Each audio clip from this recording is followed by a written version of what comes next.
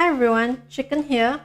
In the last lesson, we broke down the body into basic shapes to help with proportions. In this lesson, we will be drawing the human form over our base. I'll be teaching you some major anatomical landmarks that will help you achieve a more realistic look. For the neck and shoulders, I have this skeleton here to show you how the muscles lie over each other and insert onto the bone. These are really the only muscles I bother remembering the name for. For the rest of the muscles, I think for the stylized style, it's not that important to know them in depth. So let's get started with the neck here. The first muscle is the sternocleidomastoid. It starts from the base of the skull and it sort of wraps around the neck and inserts on the inner part of the clavicle or the collarbone. When we are drawing, the sternocleidomastoid can help us find where the collarbones are. The next muscle is the trapezius muscle. It's actually a back muscle, but from the front view, you can see it on the shoulders here, and it's gonna slope down. It's actually the muscle that hurts when you're having shoulder pain from slouching.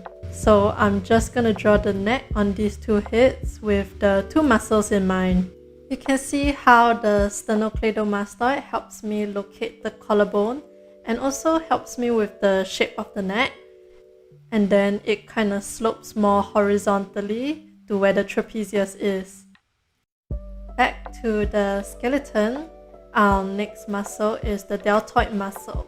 It forms our shoulders, and when you have a vaccination, it's where the needle is poked. The deltoid starts at the outer portion of the clavicle or collarbone, and it inserts at the upper part of your arm bone. And under the deltoid muscle is where our pectoralis major muscle inserts. You can see that there's two parts of the pec major muscle. One part goes under the deltoid muscle and the other forms what we know as the pecs or the breast. Now that we've covered the neck and shoulder muscles, let's head back to our base shapes that we drew from the previous lesson and draw on the body lines. I'll start with the head first. And if you're not sure what kind of shape to draw, don't worry, you can just draw oval first. We'll be going through the head in the next lessons. And now neck, with the sternocleidomastoid down into the collarbones. We slope down because of the trapezius muscle, and then it bulges back out for the deltoid muscles. When drawing the breast, we start with an oblique line, kind of pointing towards the edge of our shoulders, because part of the pec major muscle comes from underneath the deltoid muscle. Moving on to the torso, we start with a convex shape, kind of where the ribs push out, and then back in where the smallest part of our waist is, and then back out again for the hips. I always like to draw the lines of the torso a bit convex to show that there's some fat over there. Next, for the legs, because of the muscles there, the inner part of the leg is going to be more straight and the outer part is going to be more curved.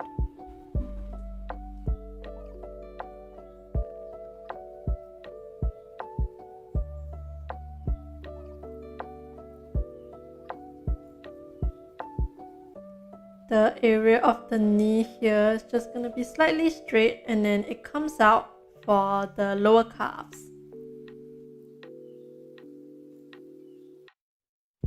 And the feet.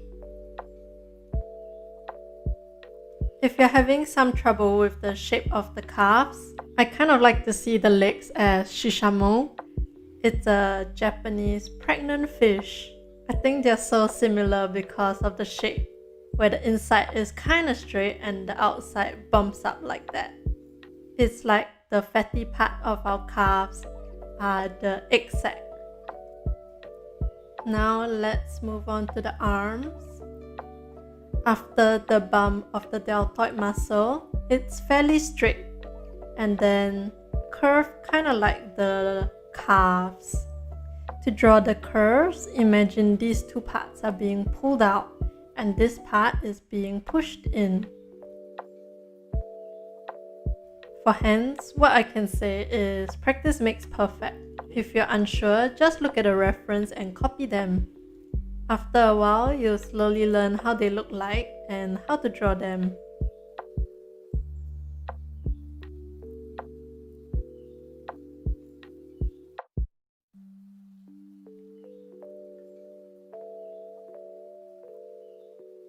And our lines are done. Now let's draw on the lines for the sitting pose. Everything is pretty much similar to the front view, but we will be able to see how the lines of the torso and leg may change.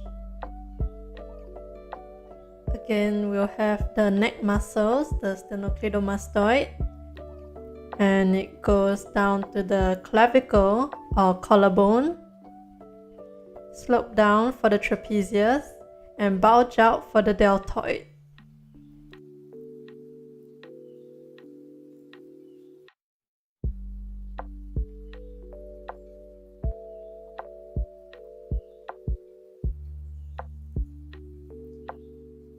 Here we can see that the first line below the breast kind of outlines the rib, and the convex line for the belly. And for the back, the first curve follows the rib and the other one just comes down to the butt. For the legs, the line of the bottom thigh kind of goes horizontally, then down a little. And the same outline for the calves.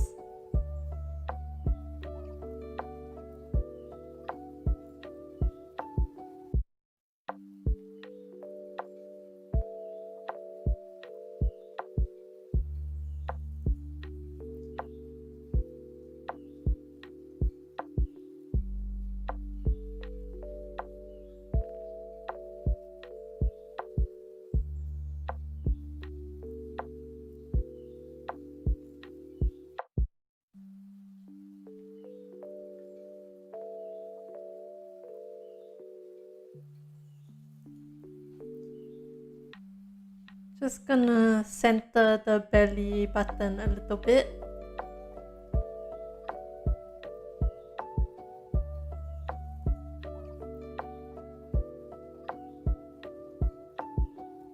And now erase these lines that overlap.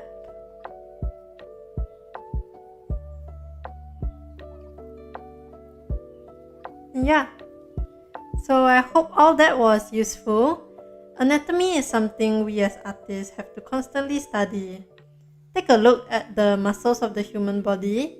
You can Google the ones we mentioned today and try to imagine how the skin will drip over them. Just Google the name of the muscle and lots of useful pictures should show up. Or you can even study the muscles of the other parts of the body and think about how they'll affect the form of the body. If you want to study a 3D model, there's an app called Sketchfab. It's a platform for 3D art, and a lot of people have uploaded 3D models of the muscular system. Just search muscles and quite a few should show up. So yeah, that can be quite useful for studying anatomy as well. For the mission, complete the lines of the body over the base shapes we created last lesson. Today, we learned about some of the major anatomical features of the human body and how that can translate to our drawing. In the next lesson, we will be moving on to how to draw faces.